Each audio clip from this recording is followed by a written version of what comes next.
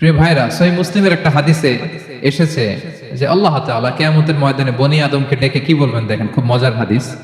তিনি বনি আদমকে বলবেন, ইয়া ইবনা আদম ইসতাতআমতুকা ফালাম তুতঈমনি। এই বনি আদম, আমি তো তোমার কাছে খাবার চেয়েছিলাম, তুমি তো আমার খাবার খাওয়াইলা না। কে বলবে এই কথা? কে বলবে? স্বয়ং আল্লাহ তাআলা বলবেন। আপনাদের মনোযোগ আছে তো? আছে? কিয়ামতের ময়দানে স্বয়ং আল্লাহ তাআলা বলবে, এই বনি আদম, আমি তোমার কাছে খাবার চেয়েছিলাম, তুমি তো আমার খাবার দিলা না।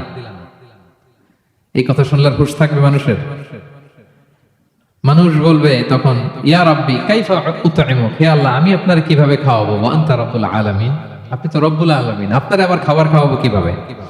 আল্লাহ তাআলা বলবেন, আমা আলিমতা আন্নাহু ইসতাতআমাকা আবদি ফুলান ফালাম তুতঈমহু। ওই যে অমুক ক্ষুধার্ত লোকটা তোমার কাছে খাবার চাইছিল, তারা তো খাবার দাও নাই। আমার ক্ষুধার্ত বান্দা তোমার দুয়ারে গিয়ে খাবার চেয়েছিল, তাকে তো খাবার দেওয়া নাই। সেদিন তাকে খাবার দিলে আমি আল্লাহকে খাবার দেওয়া হতো। সুবহানাল্লাহ। আল্লাহ বলবে, তুমি তো আমার খাওয়াইলা না। বান্দা বলবে, আল্লাহ, আপনি আবার কখন খাবার চাইলেন আমার কাছে? আপনি খাবার চাইলে তো আমি গোটা দুনিয়ার সব খাবার আপনার কাছে হাজির করতাম। আল্লাহ বলবে, ওই যে ক্ষুধার্ত চাইছিল, ওইটাই আমি। ক্ষুধার্ত যে তোমার কাছে খাবার চাইছিল, তাকে দিলে আমি আল্লাহরে দেওয়া হতো।